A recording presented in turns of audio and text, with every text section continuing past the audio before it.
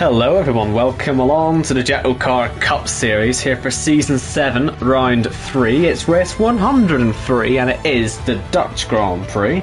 Now, bad news, if you're not a fan of my commentary style, if you're not a fan of me as a person, you might want to turn off now because I'm the only commentator here because not only did I spend my Valentine's alone, Jacko has decided to abandon me. Where is he on this?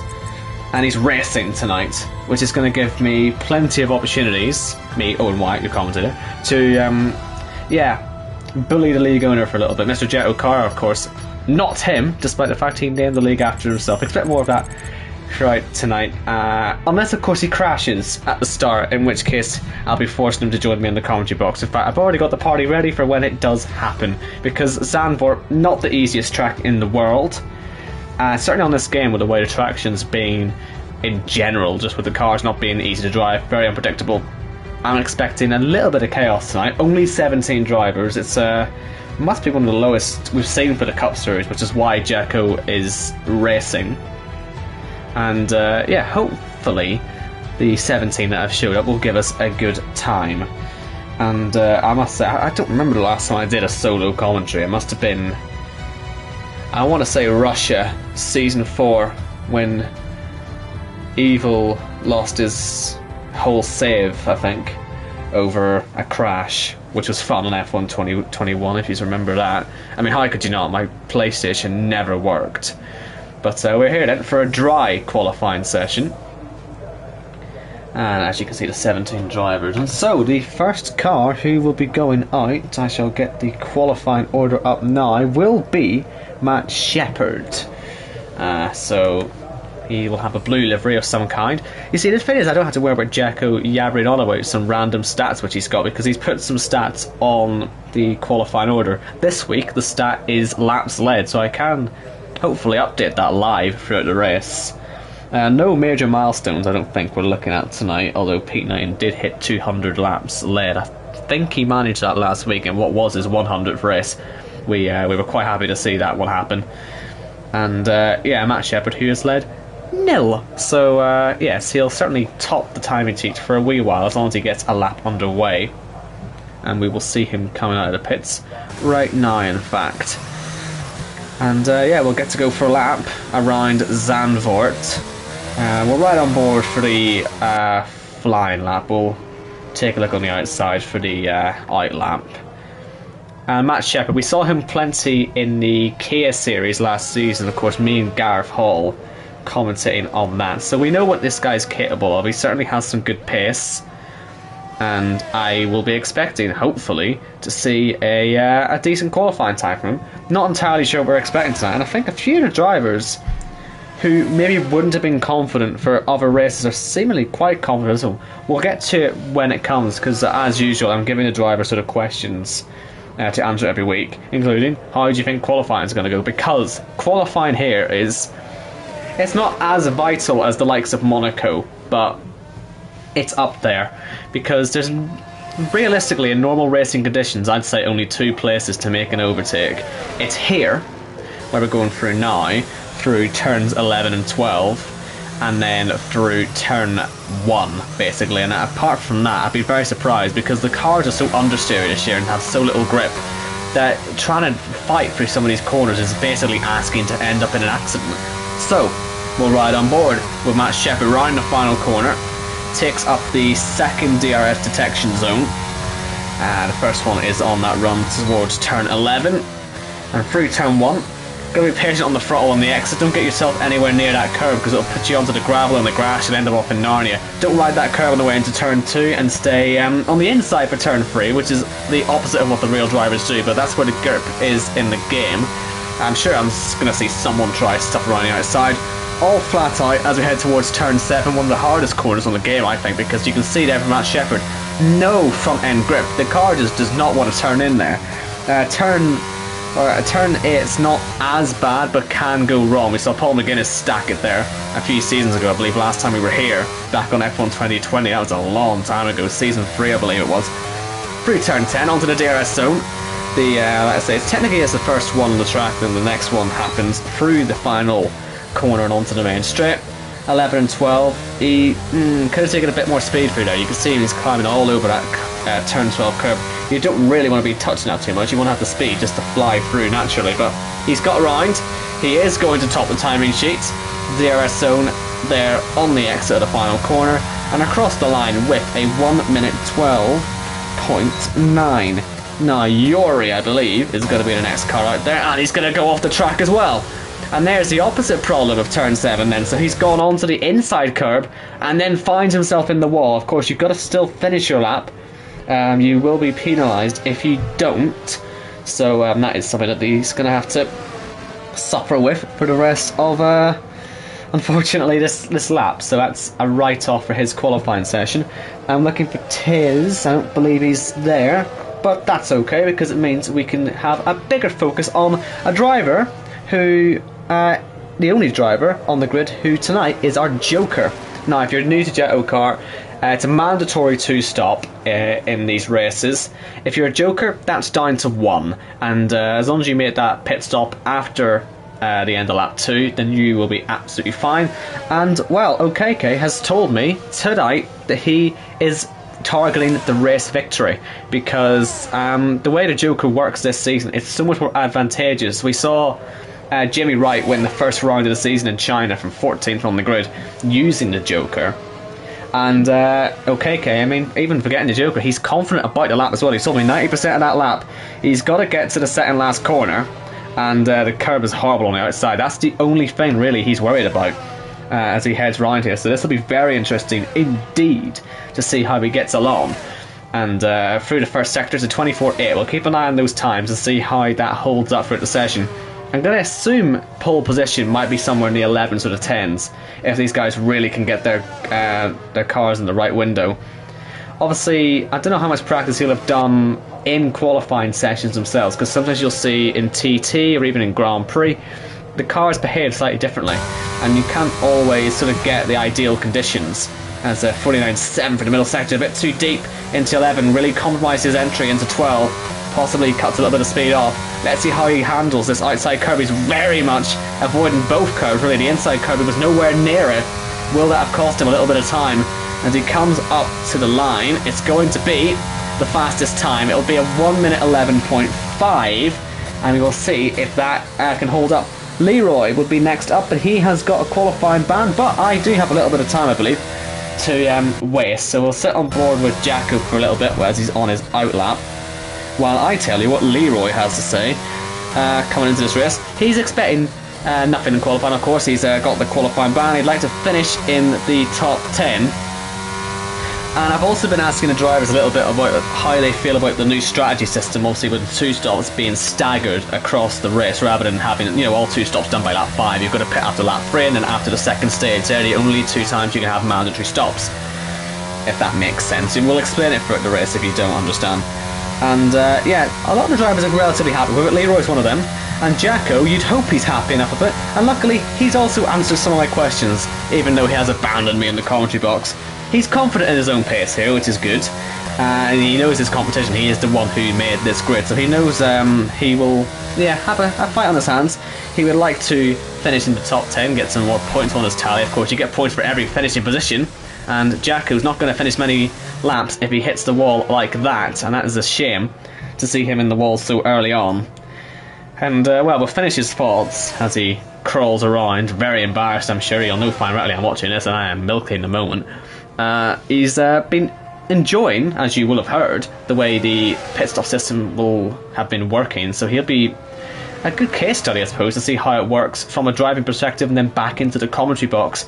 And so next week you will, I'm sure, hear some very interesting opinions on the stream from Jacko, but you're not going to see a fast lap from him today, unfortunately, as we see Ben Harrett coming round the final corner to start his lap. And through turn 1, no one's making massive mistakes in the early sections. I would have always struggled with turn 2. You get a bit greedy on that curb, you end up off in Narnia, and it can go very badly wrong for you. But it's actually that turn sort of 7 area and the exit of turn 3, which is what's catching these guys out, and that entry to 11. So plenty of actually sort of, I suppose there is plenty of areas that they're making mistakes, isn't there? So And there's more yellow flags out there. I believe it's another driver on a lap. It would be Kyle, just having to get himself through Pete Knighton, and I would assume that's Jacko, who were parked on the inside of turn 1. Hopefully I didn't ruin Kyle's lap. As we see to the end of the middle sector, Ben is not going to be fastest. It's still OKK by 1.3 seconds to Matt Shepard, Jacko and Yuri, the only 4 drivers to have a lap time on the board so far at the halfway point of qualifying. As Ben comes around the final corner, he'll engage the DRS and he'll blast towards the line. A driver, we're still waiting to see his first victory. OKK could take his tonight, but Ben will be potentially alongside him on the front row. Let's see how long that holds as we see Kyle. Similar sort of pace to Ben, and he's, well, he's confident he'll hit a barrier tonight, so he's already booked his plane ticket out of here.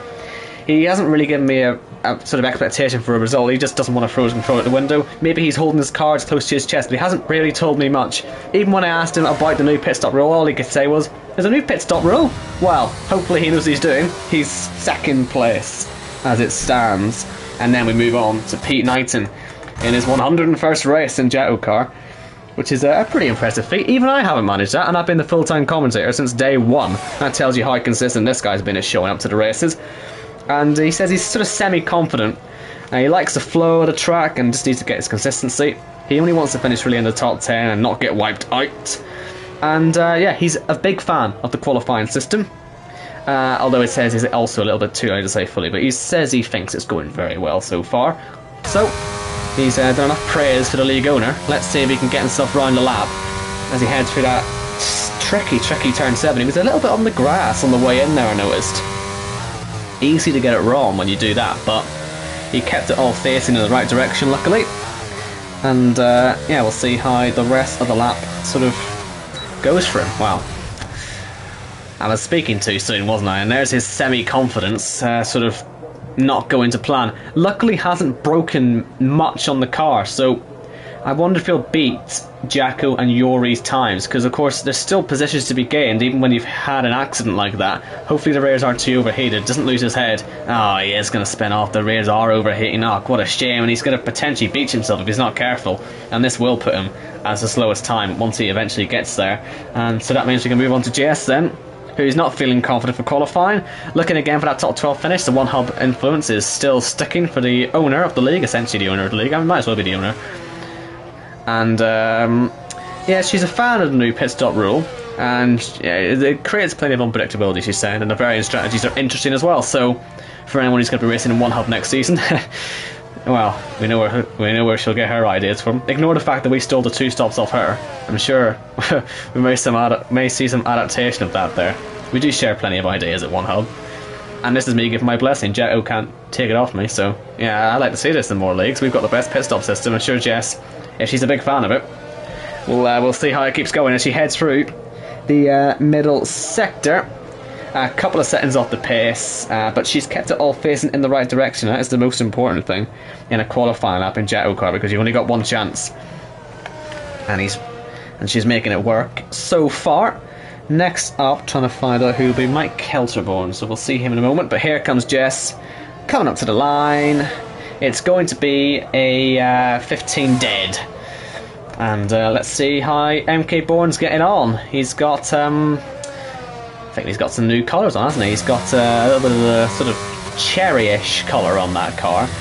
Maybe going for a little bit of Alfa Romeo. The spin, not ideal. He nearly comes into the path there of, I believe that was Jordan.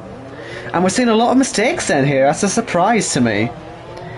Around here. It's not the easiest track in the world, but yeah, it's another mistake then. And we will move on to see how Casper's getting along. Casper, who tells me tonight that he's not any more sort of confident than he usually is going into a session, and is looking for a top 5 tonight, so we'll see how he gets along. And he's a big fan as well of the new pit stop system. He's still learning it. I'm still learning it. This is going to be the first time that I properly have to commentate on this while having to calculate all the pit stops and all the rest of it, so if I get a bit confused, I do apologise in advance. But this is looking at a quick time from Casper, who has slightly adapted delivery, I believe, because we obviously had that debate. Does it look like a Toyota or does it look like a McLaren Honda? No, it's definitely more Toyota now. So I'll concede the debate on this one, even though Jacko wasn't going to let me have it anyway. as Casper goes P1, fastest of all. And Jordan, we are expecting big things from this man tonight. He has a very good chance, we think, of taking his first win in JACKOCAR. He's feeling very confident coming into this qualifying session. He's expecting to fight for a podium. Let's see how he gets on. It's definitely very similar, that middle sector, to what we saw from Casper. So are we going to see Jordan laying the gauntlet down for the rest of the field? It's rare to see drivers this confident when they haven't won. But he really does seem to have a spring in his step coming into this one as he comes around the final corner. Keep an eye on the time. It's a 1:11.483 to beat. It's going to be close. Oh, it's going to be the same time as Okeke, but since he set it second, he will end up behind him on the grid. And so Okeke on his Joker right up there. A very good session from him then so far. As we see Iceman heading through, and he's, well, come off the back of his first pole of the season, obviously last time out. And he's happy with his 1 lap pace. So we will see if he can pick up a 13th pole today. His target's to win. It's not really a surprise. He just didn't have it happen for him last time out in Miami. He lost the lead at the start. I said it would cost him the victory if he did so, and he did, unfortunately. We'll see if he can get a better one this week. And yeah, he's also a relatively good fan of the pit stop system, although he did make a mistake in round 1. So yeah, we'll see how he gets on for him tonight. Again, look to the time. We expect this to be quick, and it is P1 by 6/10 of a second. In a close session, all of a sudden just goes straight away in 6/10. That's a massive gap. Let's see how Gareth can get on. Gareth, who, when I asked him the questions, just gave me a load of joke answers. Half of this I can't even say without being cancelled from the internet. Let's just say he's got very much involved with the Dutch culture. And he's, well, he's very much looking at a top 6 finish. He's been a bit more forceful. And, well, he was telling me about his strategy as well. He was asked on lap 13 last week what strategy he was going to do, and he says, I'm not really sure. So, he's sort of just stumbling along here into a championship fight as he goes 7th fastest. And we'll see how Gareth's race can go from there, or if he falls down anymore. Jimmy Griffiths has got a qualifying ban, even though Jacko forgot to put it on the graphic, which is an amateur mistake, but, oh well, nothing we can do about that. And Jimmy Wright then, a driver who has led the most laps on this grid, who has already got himself through into the playoffs by winning the season opener on his Joker.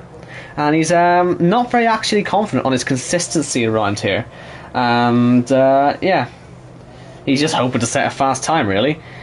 Top 5 at a push is all he really is expecting tonight, which is a surprise for me to hear. So we'll see how this qualifying lap goes for him as he rounds the final corner. But yeah, I'll be very surprised if he isn't a slight bit further up the grid. But let's see then. As he heads down towards turn 1, right on board, he's got Iceman's 10.8 to challenge. Yeah, that'll be a tough one to reach, like, but we'll see how he gets on. Doesn't look awful through the first part of the track. Maybe a little bit too much on the grass on the exit of 3. You don't want to be doing that in the race on a full tank of fuel. You may find yourself quickly looping around, a little bit like Jacko did earlier on. He didn't even have to touch the grass for it to happen. It's so easy to do.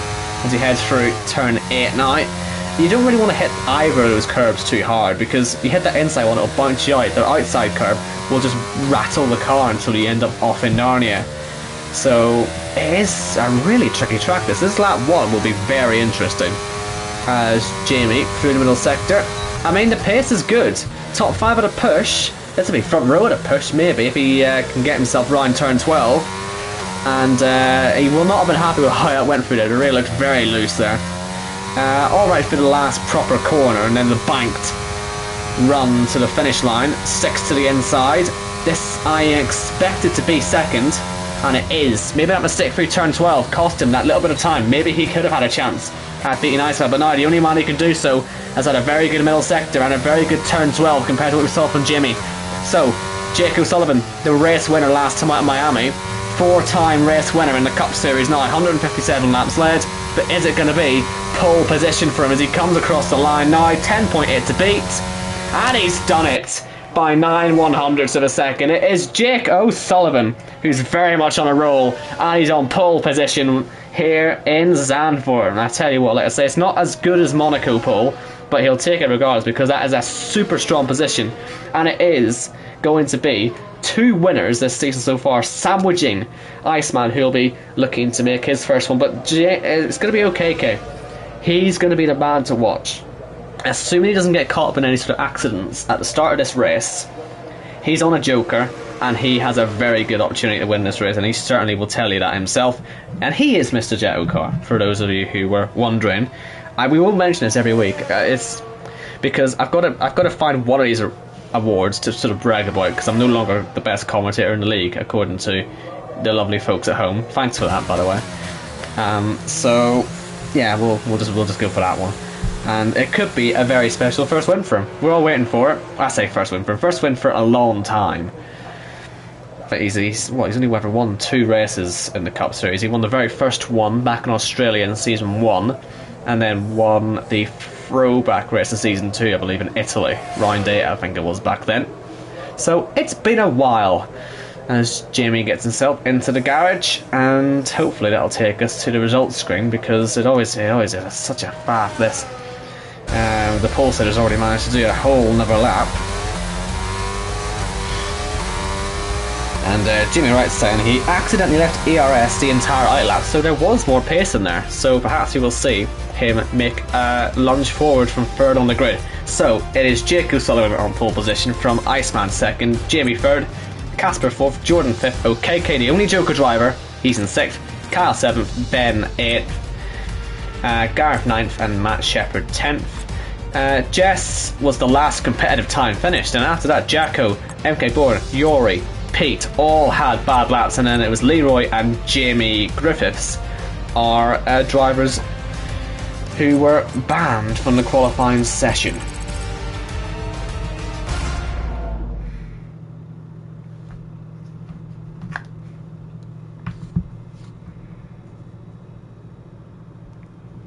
I've got to say, it's been too long since I've done this. you never know, you never realise just how much Jacko talks during one of these races. But, yeah, I don't know. I could have asked Khalifa to join me. I considered it, but then I thought, has he actually got the game? But, oh well. We'll try that for next time, if this goes terribly wrong, as we wait to see what the weather's like for the race itself. There was no sort of panic going on in the Twitter chat, so I'll be surprised if it isn't a nice sunny day, and it is. And so, the pit stop system then. We've gone on about the Jokers and all the rest of it, but how does this actually affect the race? Well, for a start, if the drivers don't follow these rules, they will be black flagged from the race with no questions asked. So, you have to make 2 mandatory stops in a JACKOCAR race. The way it used to be was that you could make those 2 stops at any point in the race as long as it wasn't under a safety car. Now, you still can't do these mandatory stops under safety car, but there are now set times for these pit stops to be taken. The first stop has to be from at least lap 3 onwards. You cannot pit on lap 1 and 2 and have it mandatory. You can pit, but you'll have to make another one as OKK leaves the session. We need him back in. That is a shocker, but he can't get himself back in. Our only Joker, as I'm explaining his system to him. So lap 1 and 2, pit stops there will not count as mandatory. Anything from lap 3 onwards will count for your first stop. If you're a Joker driver, that could be your only stop. Any point from lap 3 to the end of the race for him can be the only stop. For the rest of them, lap 3 until, I believe tonight, lap 18. You've got to make your first pit stop between now and then. Now, why is it lap 18? There are stages in JACKOCAR. You get sort of playoff points for it. So there's a stage at the 1/4 mark, so tonight that'll be lap 9. And the halfway point, which is lap 18, is where you get your second playoff point. And it also acts as the end of the first pit stop window. So lap 3 to 18 for the first pit stop, and lap 19 onwards for your second pit stop. Or if you're OKK, lap 3 onwards for your only mandatory stop in the race. I really hope that made sense to you. Like I say, we'll try and make it less complicated as we go on, but yeah, Jacko's ability to make things sound simple is quite underrated, I'll give him that much. As we follow the cars then around the formation lap, and we will see most of the field is starting on the mediums or on the softs I should say. Jordan, OKK, Jacko and Jamie Griffiths are the drivers who will be starting on mediums, and let's say the other 13 on the softs. So the grid, if you missed it again: Jake on pole, Iceman second, Jimmy Wright third, Casper fourth, Jordan fifth, OKK sixth, Kyle seventh, Ben Spurs in 8th, Gareth 9th, and Matt Shepherd in 10th, Jess 11th, Jacko 12th, MK Born 13th, Yuri 14th, Pete 15th, Leroy 16th, and Jamie Griffiths in 17th. And last, now, did OKK ever get to rejoin the session? I really hope so, because it'd be a massive shame if he isn't able to race tonight with his strategy call, because you can only do one Joker per season. Once it's gone, it's gone. And with this season it being a much bigger advantage, it's a crucial one to miss. I just don't think he's here. With the way he's driving, he's not weaving, he's not doing anything. And OKK could be in some serious trouble. We'll wait and see. Even if he rejoins by, what, that 2 or 3, he might be okay. But, yeah. Is he here? I just don't know. It just doesn't look good, does it? He's parked perfectly on his line. A few drivers have missed. And, well, it looks like Pete actually had an accident. That'll be heating his tyres up nicely if he can actually get himself onto his grid spot in time, which he does. And we now wait then for the lights here in Zandvoort, and when they go out, race 103 of the Cup Series will be underway. Boogity boogity boogity. Let's go racing. Let's get a good start from Iceman. He's going to be all the way up the inside, and straight away there's an accident at the back. That's OKK's car not getting off the line, and there's a contact in towards turn 1. Jamie Wright is into the race lead. Was he ahead by the time the safety car got called? It's a virtual safety car at first, but then the full thing came out. Utter chaos in that pit straight. We've got many cars involved, and it is MK Board and Matt Shepherd straight away out of it, and that is a massive shame to see all that going on. Iceman, it appears, has held on to the race lead. Jake has a penalty, Casper has a penalty and front wing damage. Let's see what these penalties are. They're both 5-second penalties. Are they for overtaking, or what's happening here? And what on earth is happening with OKK here? This is total disaster. And even Pete, look, has had an accident behind the safety car. The safety car's actually had to stop for him, and he's got a rear right puncture. That's why that is going to be a long trip back to the pits for him. He could well get lapped, and OKK died black flagged. What a disastrous start to the Dutch Grand Prix here in JACKOCAR Cup Series. That is an absolute disaster. We've not seen a start as shambolic as that for a long time. I'm surprised though Jamie wasn't allowed to lead. I felt like he had it on the way round the outside of turn 1. I'm going to watch it back as we see Casper fixing the front wing. He'll take that 5-second penalty there as well, so it does make sense to pit even if it isn't a mandatory one. It'll ruin your race, that penalty, if you hold on to it, and the front wing damage too. And yeah, I'm going to rewatch this start. I'll try and figure out what happened with the accident first. And well, it just looks like they all just pile into OKK. But right outside of turn 1, Jamie Wright was P1, and I don't know. I think he was P1 when it got called, the safety car. It was a virtual when it first came out, but then quickly turned to a full safety car.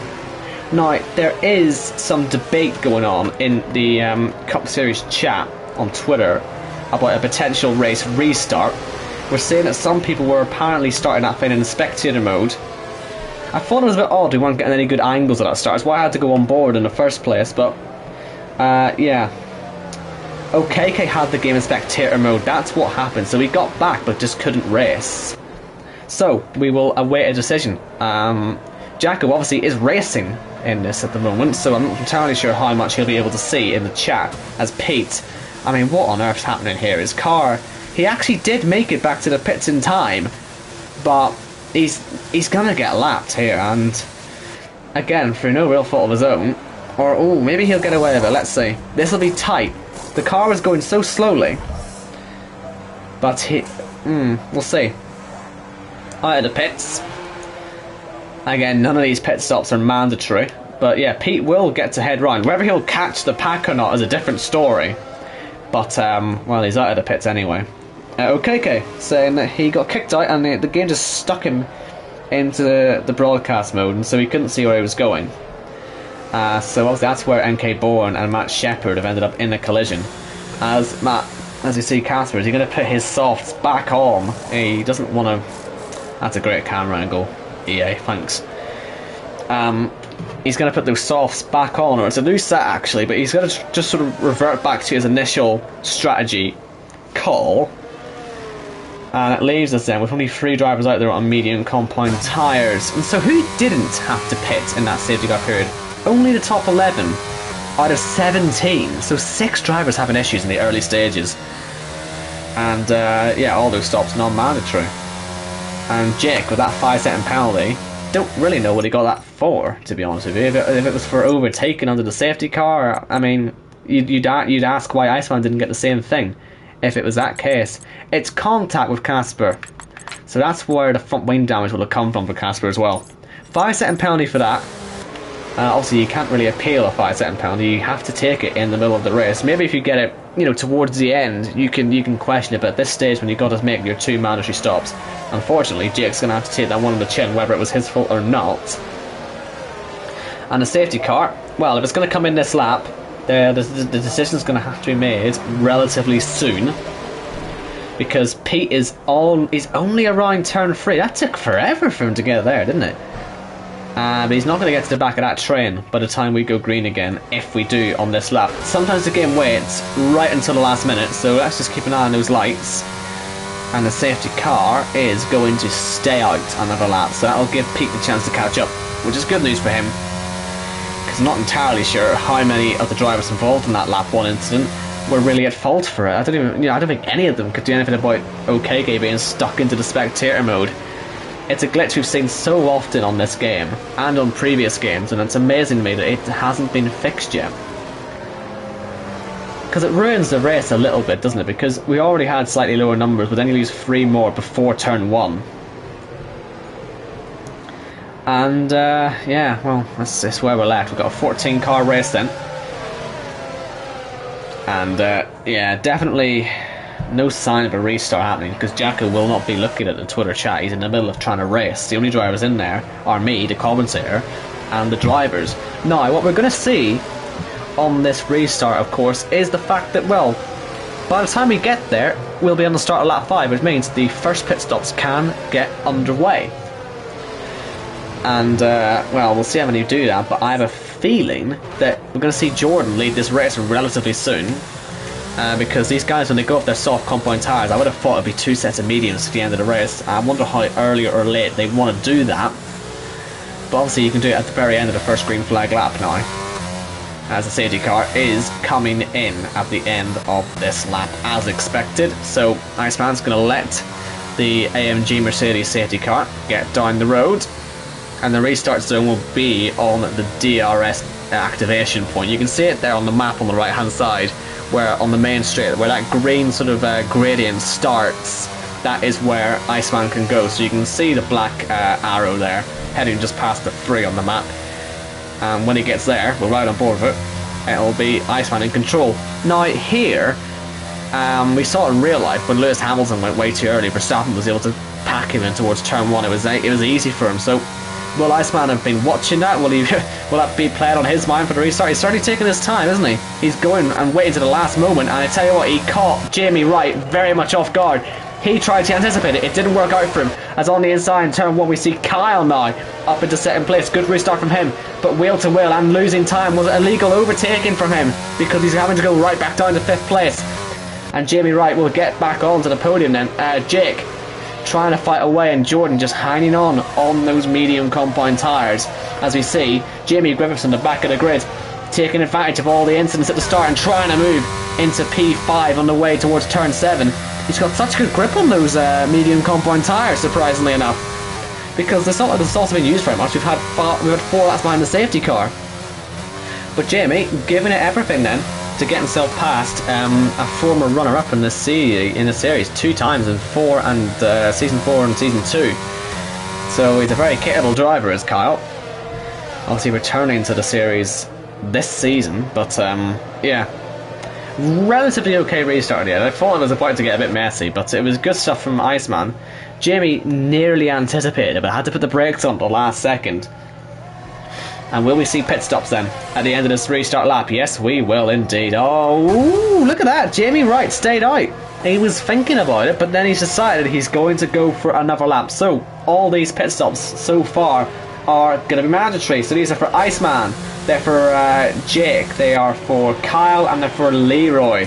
And these will all be, I would have thought, onto medium compound tyres. And you can see that penalty really affecting Jake. And I'm wondering if he even had to stack behind another car, because he's all way further behind than he should be. So I wondered if he got the luck of the draw there, not going his way, and finding himself falling even further behind than he was going to anyway, because Iceman's a good 11-12 seconds down the road. That's definitely not where you're meant to be. Or sorry, I've miscalculated. Maybe he is okay actually. As you see, Ben spurs off the road and spinning round turn 8. Luckily he's not hit anything, because the safety car now would sort of wreck the strategy for the race. You don't really want to see it. As I say that though, Pete has put a VSC out. And well, you can pit under the VSC and it will be mandatory. So, this gives Jamie Wright an incredibly lucky break as he heads around the final corner. Because he'll be straight into the pits of that. I mean, there's no reason not to be, and he'll come out as the strategy leader for now. Obviously Jordan will continue on to lead this race, and it'll be him versus Jamie Griffiths to see who gets that first playoff point at the end of lap 9. But these pit stops will help Gareth up as well, help Yuri and Casper, who had that accident at the start. This gets him back into play. And well, Pete as well, I suppose he lost his front wing. All these are mandatory stops. And it makes our job a lot easier now in the commentary box, because it's blatantly obvious what's happening here. So we can now chill out until lap 19 and see the rest of the pit stops, because we know that it'll be Jordan and it'll be Jamie who will have to make their last of their mandatory stops later on. And well, Jamie then, from Iceman, Gareth, Yuri and Casper would be the sort of net top 5 at the end of all that when these two pit. It's a shame for them on the mediums, because you would imagine that they would want to pit if they could, but there's just nothing they can do. Luckily enough for them though, it was only a VSC and we can go green now, so they don't lose as much as they would have done if we went full safety car. That would have been absolutely catastrophic if at any point that updated to full safety car. Had no reason to, but sometimes the game does just mess about with it. But well, we are green once again here in Zandvoort, and we will see how these guys get on. Casper will be wanting to dispatch Yuri quite quickly. I imagine he'll probably expect himself to be quicker than the home driver here. Although it is a massive train of speed cars to front, so hold your breath on this one. This could get a bit messy. As Iceman pulls away from Garrett, who is, well, he's lucked into that one a little bit. Lucky man. But at least the livery is a bit more colourful. I mean, we're never going to see that livery from round 1 again, hopefully. I mean, this is much better. That's my constructive criticism there. As Jake gets himself past Jacko, and he's got a lot of work to do, the pole sitter, to get himself back up towards the front. He will need a safety car, probably, to get himself in a properly competitive position. But what about the fight for the on-track race lead? Because they are worth fighting for at this stage, because at the end of the next lap you pick up a playoff point if you are the race leader. That's how winning the stage works. Jordan has had a decent lap though so far, 8/10 the gap.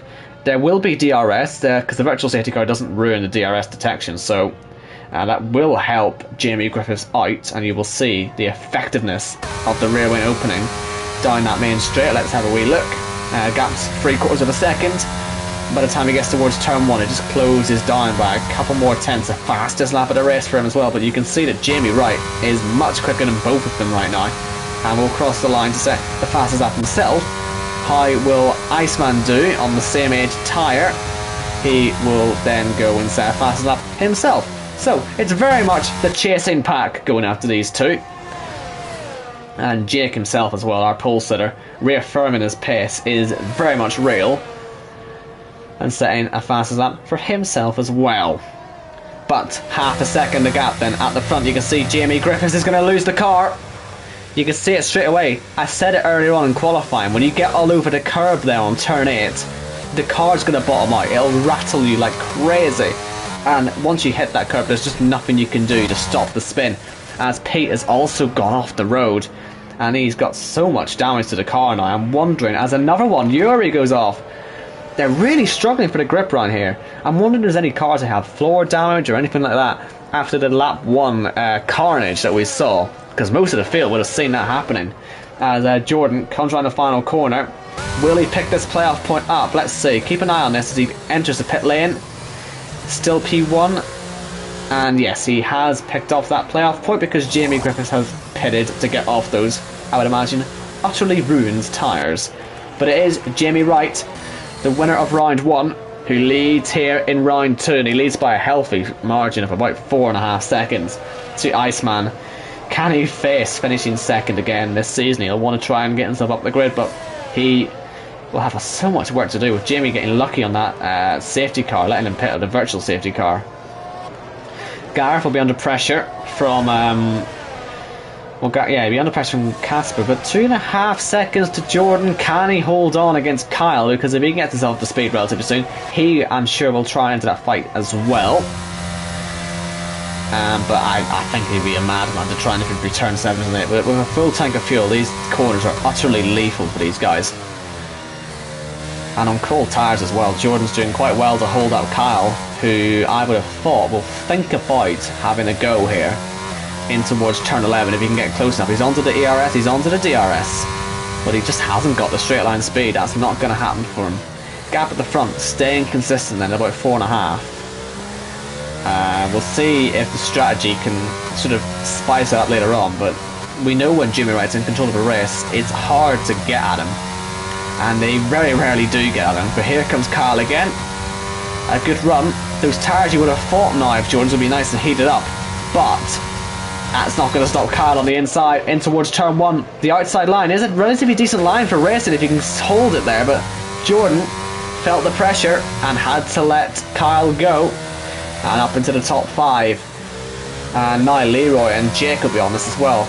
Unless Jordan can get back, because he's saved plenty of ERS. He is managing this quite well actually, because he'll be able to breeze past again on the next DRS straight, as Jake in towards turn 7 has managed to get down the inside of the home man of Leroy. Obviously we have both the Hasselagers are both Dutch, as you would expect, being, well, brothers. And yes, they've lost out, both of them, in a couple of laps. So here comes Jordan then. Will he go for it on the first DRS zone, or will he go for it on the second one? I would hazard a guess and say it's not worth it into turn 11 and 12, because it puts you under pressure for the longer DRS zone down towards turn 1, which is of course where he just got overtaken at. As we see a lot of time being lost by Jamie Wright. Did he just have a wee moment there, I wonder, for the final corner? He lost 1.5 seconds on that lap.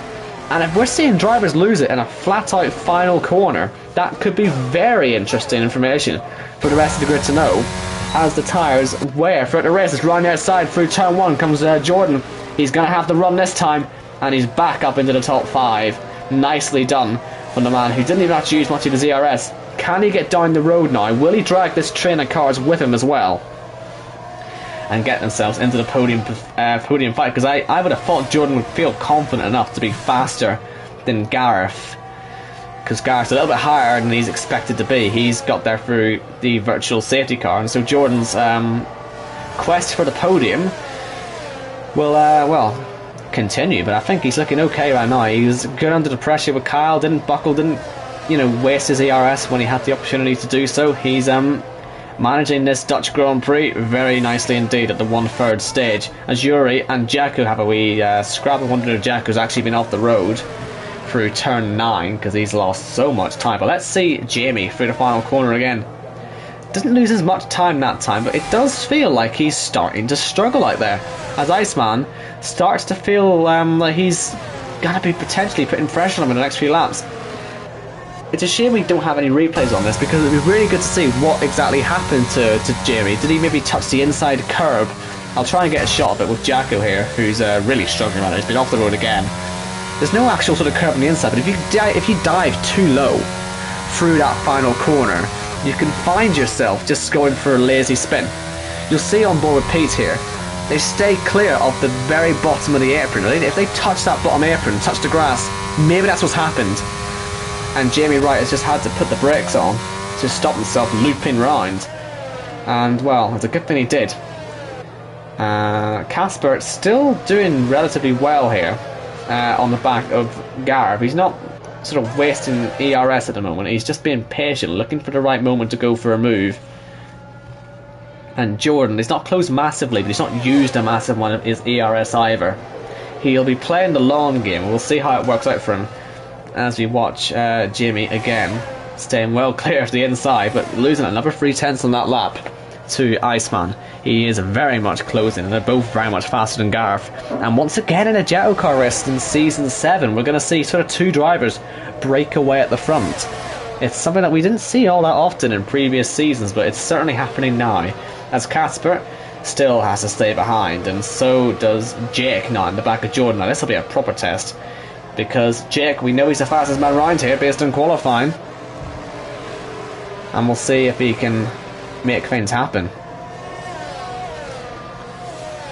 Because we know what Iceman's pace, he's proven his qualifying pace sort of moves over to the race, and the ERS levels as well, that's worth having a look at, because he's also doing better, Iceman, than Jamie Wright, so that is also something worth focusing on. But he just seems faster everywhere, but not massively. It's just little increments he'll be getting here and there. The next pit stop, of course, will be available to them starting on lap 19. The end of stage 2, again, you get a playoff point for it. So Iceman, if he wants to try and challenge for the lead, he's got 4 laps to catch and pass Jamie if he wants to pick up an extra point. Jamie, who's absolutely dominating on the playoff points, I believe he already has, I think, 12 points so far. And so very much enjoying himself. Of course, Jake picked up 1 for the pole position, because it's worth pointing out that these will all sort of add up throughout the season. These playoff points are useful for when you are in the playoffs themselves. That's why you collect them up.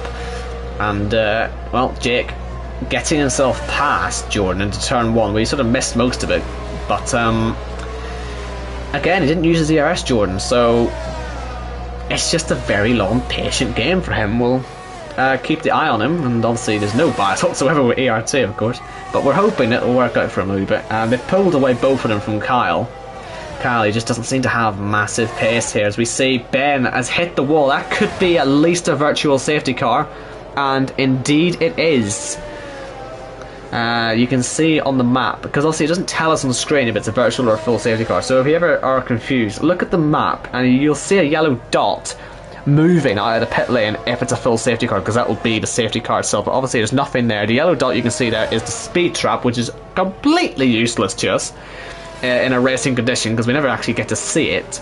But yeah, that's your sort of telltale sign if a safety car is coming up, just in case anyone wasn't aware really of what that all means. But virtual safety car, all you do is, well, stay to your delta and react when we go green again. Of course, we also in the commentary box don't get told when the safety car, virtual safety car, is ending. So we'll ride on board with Iceman and just see what his reaction to the restart is like. Because you get a good restart, you make half a second, do you know what I mean? But he's had to properly put the brakes on through the hairpin there, which would suggest we're about to go again, because Casper has sped actually through turn 3. You could see that Iceman had to put the brakes on, because through some corners, if you're going too fast, you'll gain seconds on your delta and have to properly slow it down. So a badly timed restart for Iceman, just with where he was on the track. And even worse for Casper, who came through that section just moments later and found himself with another penalty today. This one a lot worse with that drive-through penalty. Only 3 laps before he makes his next mandatory pit stop as well, or at least before the window opens. No guarantee they'll all be straight in at the end of lap 19. Hopefully we get to see a bit more variety as Ben puts himself on to some new mediums. You'll probably extend that stint now and go for some softs at the end, and sort of, you know what, wait till lap 30 or something to make a second mandatory stop. As Jamie Wright starts lap 17. Do excuse me for a moment, I need to replenish some fluids. I am dying here. I'm an old man, people. You'll remember from the ILR days, I used to be able to do this twice on the same Thursday night. How did I manage this? How on earth? Maybe that's why my voice is in trouble now. How old would I have been then? 17, 16, 17? How did I do it? And I'm 21 next month. I can't do it no more. That's what 103 JACKOCAR races does, stupid. Oh well, we move. As does Iceman, because he is very much closing the gap. He'll be desperate to close that last 4 tenths before lap 18. He'll be thinking about that playoff point, but he'll be more interested in the fact that he really is in with a shot of winning this race. He's currently setting his fastest lap of the race so far and pushing it very hard through turn 11 and 12. Nearly gets it onto the gravel. That could have been disastrous, but you can see he's given it absolutely everything. And I'd be very surprised if Jamie doesn't pick the playoff point up at the end of the next lap. We'll wait and see, as Iceman is absolutely motoring here, and yeah, not quite as fast as lap, maybe just a little bit too hard into turn 11, but it's good to see him pushing, as we see the drive-through penalty for Casper being taken, and Jordan holding the back of Jake. Even though Jake had the DRS, so did Jordan, and riding on board again with Iceman. If he didn't lose that time on that VSC restart, I think we would have been all over him by now. And you can see Jamie's clipping now on his ERS. He must be running quite low, but well, this is a very intense race actually so far. We often see that it's hard to sort of follow rounds here. Obviously the dirty air is a bit less on the F122 cars, but still it's not the easiest fit in the world to follow here in race. And Iceman's giving it his best shot. Jamie's dumping his ERS. He knows that the DRS zone is about to come up for the main straight. Oh, it's gonna be tight, this. He's gonna pick it up, I think. A good run through the final braking zone for Iceman. Let's see it. I think he's got it. He has got it. But Jamie Wright has got the playoff point, and the second pit window is officially open, but Iceman has just set the fastest lap. He's going for this victory. Will he fancy an undercut on Jamie Wright? Does he want to risk what happened last time with a safety car, where he lost out and had to make up this 4.5 seconds, the gap it was when we got going again after all the pit stops? He's done an incredible job to pull out nearly 6 seconds as well on Gareth. The gap was about 3 when they all shook out. Gareth, it has to be said, is also doing a good job to hold Jake behind.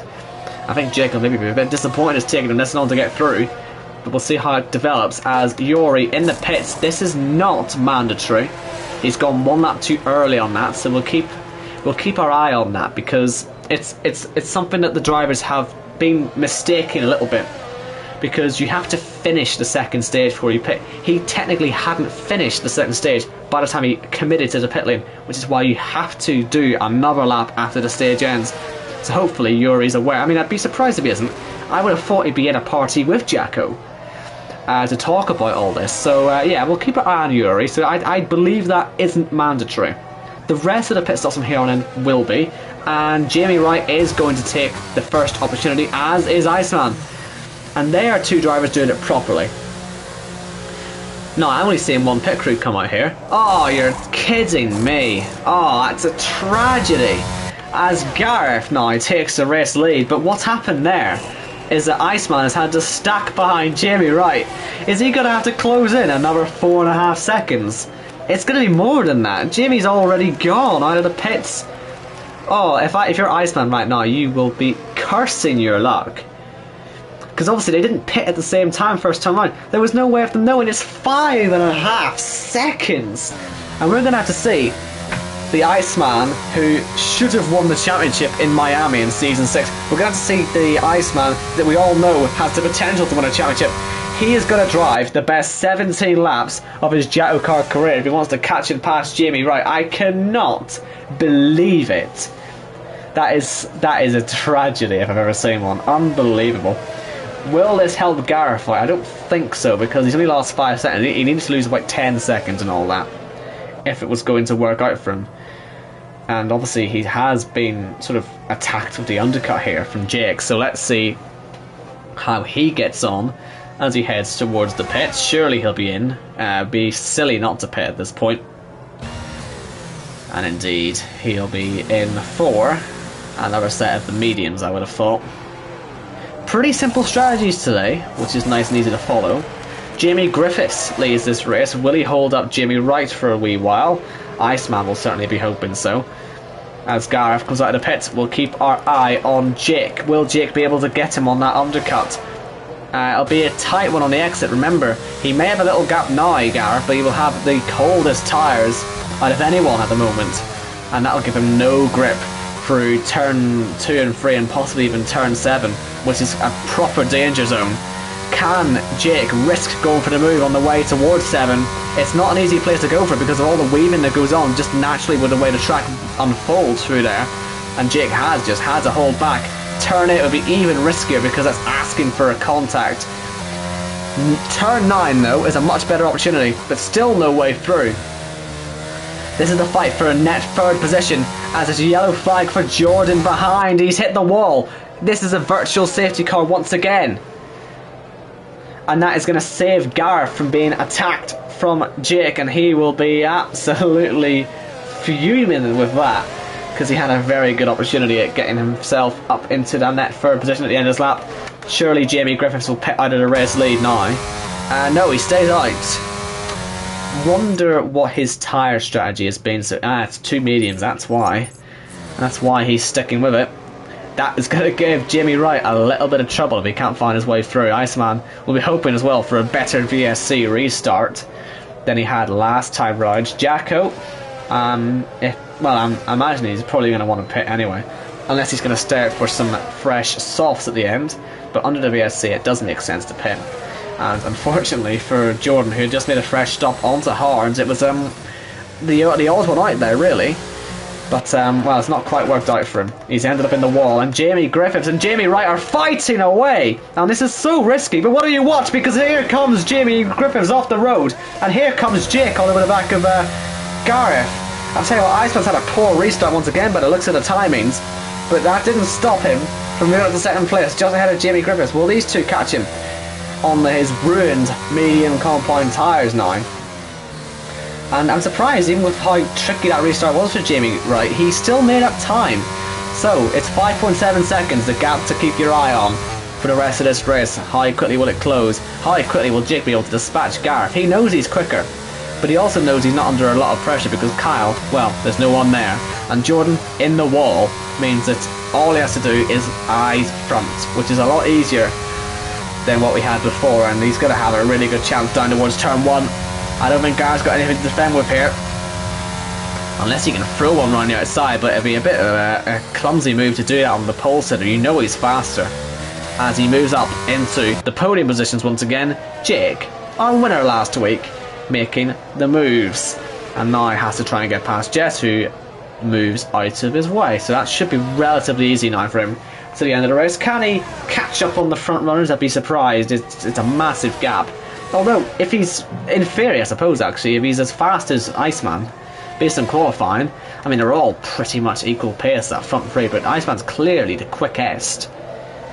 It'll just remain to be seen how Jake gets on. But, yellow flags. Oh no, is that for Jake? Jake, who just got past Gareth, and is now fallen down the field with a spin. And, is he going to get done by Leroy as well? He's already been overtaken by Gareth and Kyle. DRS for Leroy. I would have thought he'll be able to take advantage because those tyres will still be quite cold. And through into P6. Now, I'm now getting a bit worried. If anyone hears me suddenly go quiet, people are knocking everywhere, and I hope I'm not being too loud and disturbed people. But, well, we'll see. Have I annoyed the neighbours? This is the fun thing about having to do solo commentary. Anyway, moving on. Jake will have to, well, collect himself up now and see how he gets on throughout the rest of the race, but that's a big blow for him. Because P3, after the penalties he's had today, would have been an alright recovery, and I mean, with the bad luck on the safety car and everything that went wrong, but there's still time. He's a net P6 before Jamie Griffiths pits, but I mean, will Jamie Griffiths have good pace on the softs? He'll be ruining the spin he had down at turn 8 earlier on in the race, because that's really gone and messed him up. But we'll see how he gets on. 4.9 seconds is the gap at the front, up to 5 now. I'm probably going to go back down now. Solid's law, it just can't make its mind up. And Jamie Wright has got 12 laps to go. Now, who's yet to pit? We've got to keep our eye on this, haven't we? So, Jamie Griffiths still has another stop to make, and he's going to stay out, actually. He was thinking about it, but he's going to go for another lap. And Ben Harrett has got to pit again as well. So, they're the only two drivers who have not done their mandatory second stops. And, you know, it would have been really interesting to see, as Jake gets himself past Leroy, it would have been really interesting to see just how well OKK would have done here, because I mean, with where Jamie Griffiths is, or was, he was up at the lead of the race for a brief period of time. OKK would have surely found himself in that same position. He would have been fighting for a podium. I mean, if this is where Jamie Griffiths is at the moment from the back, then yeah, and the accident, I believe he was involved in the. Oh no, he got away from the accident, actually, didn't he? But regardless, you know, he had a really good chance. OKK, I can't believe how unlucky he got. But I'd say that's luck of the draw, but that's just unfair, because the game's absolutely done him in, and there's nothing he can do about it. Iceman half a second quicker on this lap. If he keeps up at that pace, he will have 2 laps of DRS to fight Jamie Wright with. And Jamie knows he's quicker. This is the front. He knows he's quicker. So it's just about keeping calm. At this point, do you save ERS if you're Jamie? Because I'm sure it will feel a bit of an inevitability that he will catch, but if he catches and you've got a full tank of ERS, you'll be absolutely fine. The problem is they're both sort of using their ERS at the same time, so I suppose there's no benefit, no sort of deficit for either way, but well, he's still setting his fastest sectors, isn't he, Iceman? So he's certainly giving it a good old push. And Jamie said it on a lap, by the way. I was well, we were expecting to see him in lap 24, but it ended up not happening, as we see Jess into the wall. And looked like she almost collected Pete there. That was very close indeed. Or who was that actually? Who was that? There was someone she nearly collected. Was it Casper? See, she must have been a lap. Ah, she's a lap down, that's why. Another half a second. This is. Oh, this is setting us up very nicely.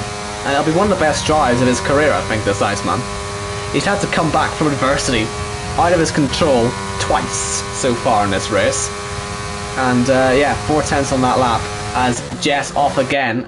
She's got to be careful of where she ends up. An accident at this point, you know, another safety car would really throw this race right up in the air. And she's so slow. This could give her a penalty. It could bring out a VSC. The game's a bit dodgy when it comes to how it sort of officiates itself. But, well, she's moving again. But the tyres, by the signs of it, are absolutely ruined. Now, Casper, into the pits. Oh, did he end up having contact with Jess, I wonder? Because there is a new front wing going on that car. Interesting. I'm sure we'll find out later on, but, what was a very good day for him, or at least on, you know, it was on the cards to be a good day. It's just not worked out at all. And sadly, Casper 11th place now. He would have been expecting a whole lot more than that. As we see Ben going side by side here with Pete on the run towards turn 2. This is a risky place to fight, and sensibly Ben just sort of backs off and doesn't end up in any sort of accident.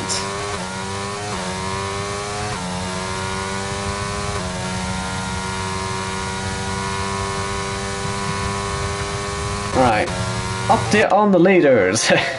Not as big again on this lap for Iceman. It's sort of slowing down a little bit. Jamie has used a bit more ERS though. You can tell there's not much happening, can't you? Is Jess in the wall this time? The leaders are going to catch up to her in a moment, and this is going to cause problems. Luckily, it's not going to collect them up in any sort of incident, although Jess is moving back onto the racing line. Move! Oh, she's really making life difficult, but will she? No, she won't have given any DRS, actually. I was going to say that might have been a possibility, but no, Iceman passed before he had the chance to pick up any DRS. And, well, he feels he's lost a bit of time. He's used some ERS to catch up on that back straight. Jess, yeah, wasn't quite making life easy for himself. Or easy for herself. As, well, let's have a look at Gareth then, because he looks comfortable for that P3 now, but doesn't want to have any trip-ups over Jimmy Griffiths, although I have a sneaking suspicion, a dread almost, that when the second he catches him, we'll see that blue car pull into the pit lane and we won't get to see an on-track fight. But let's see. Right in the final corner, pulls off into the pit lane, not a surprise. Somehow he's extended the track there. I'm not entirely sure what he was extending, but okay, I'm sure we'll see that one getting appealed. Now let's see where Jamie Griffiths is going to come out, because well, he may have a chance to do some damage to the rest of the field in these last few laps. He'll have by far the best tyres, as Yuri gets a 5-second penalty for speeding. How far is Jamie going to be behind Leroy? It's going to be a decent old gap, you know, isn't it? It's going to be, well, hard to tell. They won't tell us, but it's going to be, yeah, 7 seconds. Well, I think he can catch that, but we'll see how he gets on. As Jess, yeah, she's having a horrible race now, isn't she? This is just not going well for her at all. As Casper takes that fastest lap point in P11. And Jamie will get the playoff points as well for the most laps led. That's, I don't know exactly how many it was. I can't honestly tell you. I've been counting. That's really what Jacko would be doing. He's too busy counting his points for P9. Saying that, he is under a bit of pressure. We're going to see a fight here by the looks of it, ladies and gentlemen. As Jacko on these soft compound tyres is struggling against Jordan and Casper on their hard and newer soft compound tyres respectively, so this should be quite good. As Casper's going up the inside of Jordan. He's going to try and get them both relatively quickly. The fastest man on track at the moment, the Toyota liveried car. A nice move up into P10. He's got the penalty as well that he's got to get rid of. And so, yeah, he'll be very much in a rush to get down the road, as Jacko is a wee bit wide at 12. He'll be looking all over those mirrors, and he'll see what's coming. Not entirely sure there's much he can do about it, but will it be one car or two cars that get him on this next lap? That's the bigger question for me, as he moves to the inside to defend. Not much ERS left, actually, for Casper. Will this be an easy move? Around the outside. Oh, it's very deep in the brakes. But on the exit, he's gonna surely get it done. I'd be surprised if Jacko doesn't just pull in behind there, because you don't want to cause an accident. You're the league owner, my friend. And more yellow flags that middle sector. Every time Jess is going through there's a yellow flag. And Jordan is going to pass Jacko as well. Jacko's tyres, 8 laps old. Really not looking all that good. Is he going to fight back? No. That's, yeah, slightly clumsy, but we have got some action now at the front. 2.1 seconds. This is starting to get interesting now. I said he'd catch it with like 2 laps to go. It could be even less than that. There's 6 to go still. And the gap is 2.1 seconds down from about 5.5 seconds. He's had a fantastic, again, last few laps as Iceman. Driving out of his skin. 15 seconds clear now of Gareth. And the pace is definitely there for the championship favourite. I think it's safe to say he is the championship favourite. And performances like this are going to prove, even if he doesn't win this race, he is driving superbly well. And let's say he'll feel hard done by, because the safety car earlier on or the virtual safety car earlier on let Jamie Wright have a cheap pit stop, and then they ended up stacking for the second pit stop. There's no way of knowing that was going to happen, because they both pitted at separate times earlier in the race. It's just the luck of the draw when it comes to that sort of situation in equal cars on the multiplayer cars. At least in Grand Prix mode, you know who your teammate is. But the gap down another 3/10 in that last lap, as Jake has made it onto the back of Kyle again by the looks of it. And we'll see if he can put himself back up into P4. He's not going to have enough time to get back at Gareth again, but well, it's another nice comeback for him, I suppose. We've seen a good fair few comebacks. The fastest driver is clearly showing their stuff. And while it won't be a podium, P4 is better than what it was looking after the spin. He was down in 6th place. Yellows again. This is for Pete this time. He's in the wall. Now, look out for virtual safety car again. Now, Iceman's not been good in these virtual safety car restarts. He's losing time every time that he goes through them. And obviously they're losing race time with this as well. And there's a few pitters, Jordan and Jacko, for some new tyres. That makes sense. No point in these top two pitting unless they both pit. But yeah, they wouldn't let that happen. And we'll just have to keep our eye on this restart. Will this be the restart that Iceman gets correct? There's 4 laps to go here in Zandvoort. And we're going to go green again in the middle of the corner. Is that not ideal? But Jake's going to come out right behind a faster Jordan, but not for the moment, because Jordan's going to have some properly cold tires. He moves right out of the way. Does not want to cause any problems there. Will he move over for Iceman as well? I think Iceman will be expecting that. And he does, so fair play there. Obviously the lapped car in this late stage of the game, you just move out of the way because 8/10 of a second. It'll be time to see what the straight line speed's like for Iceman. But based on how quick he is through the corners, he's got a good chance here, but not another one. Pete in the wall. I hope this one doesn't put any sort of safety car out, because that would really ruin the end of this race. Oh my goodness, Pete. My goodness me, you're making this a stressful end. I'm sure Jamie's sort of begging for the safety car to come out because he needs a little bit of breathing space, because Iceman in the last 3 laps of this race is going to be piling the pressure on. We'll look from the rear of Jamie's car and you'll see the closing speed of Iceman down the main straight. It's not massive, is it?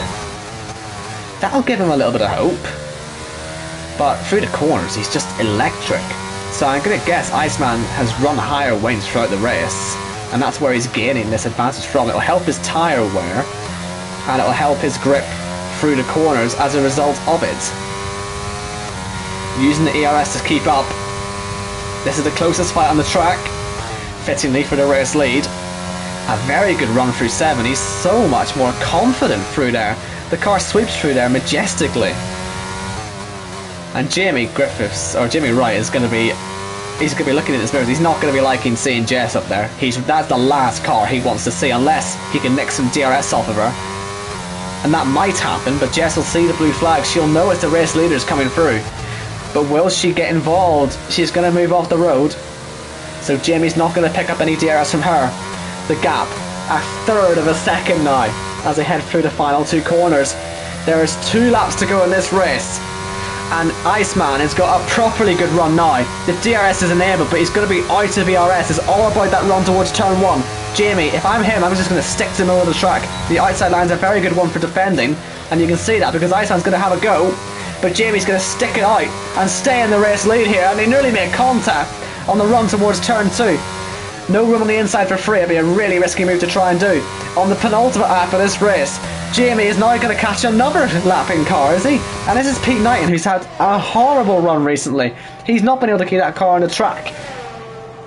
And if he gets himself involved here, that'll be a right disaster. But 3/10 of a second still. Jordan's into this fight as well. Surely he'll just sit back and watch it, because he does not want to ruin this for any of these front 2. There'll be all sorts of controversy in the chat if that happens.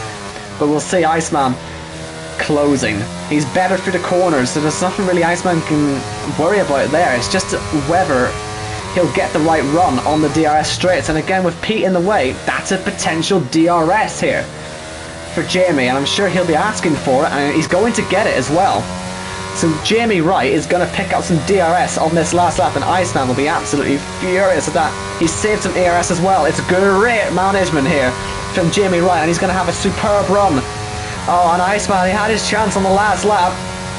Nowhere near as close this time. But will they catch Pete? Because if they do, they're going to have to pass him, and that could cause problems. As Iceman, oh, he's just got so much more grip. Does he risk a dive bomb? He knows that Jamie Wright is through into the playoffs, so he knows that, you know, he doesn't have to win this race. But look at Jordan now. Jordan's going to pass him. Oh, what are you doing, Jordan? He's decided the race is over. He's going to get himself in between the race leaders. That is a risky thing to do, and that's a controversial thing as well. But it's going to help this man out. Jamie Wright for the middle sector now has a car between himself and his pursuer, who's closed a cumulative of about 10 seconds gap on him, but it's not going to come to anything, as another DRS zone comes to his aid, and he's 1.1 seconds ahead now as he heads into the final sector. And I tell you what, he held it under pressure as Jake bins it on the final lap. There's a few cars off here. I'm not entirely sure. Jess is off as well. I hope those 2 haven't come together. That'll be a total... It looks like they have, though. Oh my goodness me. Chaos. But here comes Jamie Wright round the final corner. The checkered flag is there. It's a second victory of the season for him. And Iceman will follow through in second place. Superb driving from those front two all the way through. Brilliant stuff. Gareth got lucky with a virtual safety car earlier on, but since then has been very much in command of that podium position. He didn't make any mistakes. Jake spun off after passing him. Nothing he can do about that. And he'll very much take a podium here across the line. Brilliant result for him. And look at this scrap happening as Kyle run out of... He's got a puncture. Front right. It's going to cost him here. And Jamie Griffiths on those new soft compound tyres. Will he finish in the top 5 still? I would imagine Kyle, with the troubles he's having, will drop outside that 3-second gap. It was a controversial penalty anyway. He might be able to appeal for that P4 back. We'll see. As for now, Leroy finishes there in his home race. Not a bad result for him. Jamie Griffiths in 5th. Kyle 6th. And we'll see Yuri in 7th. Casper, the last of the non-lap cars, in 8th. Jake will still be classified in 9th place. Whether Jacko will fancy giving him a point for that or not is another thing. And Jordan 10th, Jacko 11th, Ben 12th, and Pete 13th, the last of the classified finishers. Although I wonder if Jake's name will end up falling down the order. We'll see what the game does. And Jamie Griffiths straight into the chat, as I says, he'll get that penalty removed because I don't understand how the game can give him a track limits penalty when he was on his way into the pits. But there's our winner. Second victory of the season. He'll re-overtake Jake O'Sullivan to top the regular season championship. And I'll tell you what, for Ben, he finished in second place. He had quite a lot to catch up if he wants to make it the three-peat in the regular season. But it is a superb victory for Jamie, ahead of Iceman and Gareth, who will move up, I believe, into second place, possibly in the championship with this. So he'll take that as well for the regular season. It depends. Yeah, I think he will. Ben will be close, but I believe it'll be Jamie from Gareth in the regular season. So happy enough for him. So the order again: Jamie from Iceman, Gareth, Leroy, Jamie Griffiths, Kyle, Yuri, Casper, Jake will go down as a lap down. So I think he'll be allowed to get his points for that. Jordan 10th, Jack 11th, Ben, and Pete. Even Jess gets classified as well, so she might be okay in 14th. The definite retirements: OKK, MK Bourne, and Matt Shepherd, and that was all before turn 1, after OKK was spawned into the game on spectator mode on his Joker. How unlucky can you be? And so that was the Dutch Grand Prix here in the JACKOCAR Cup Series. Hope you all enjoyed it. It's a bit of a shame we got that anticlimax with Iceman catching. He was superbly fast throughout that whole thing, but it just didn't quite happen for him. I believe the next race we're at will be Portimao, but I shall check it for you just to confirm, because Jack has put a very handy graphic on the qualifying order. It shows the last race, the current race, and the next race to come, but I will check anyway, just in case I am horribly mistaken. Let's have a look. I've lost the calendar. I've lost the calendar, folks. Just bear with me. Yes, it's Portimao. Portimao next. On the 23rd of February. So, hope you've all enjoyed, and I hope I'll see you next week. And hopefully Jack will be back in the commentary box as well. I hope I haven't bored you to death. And safe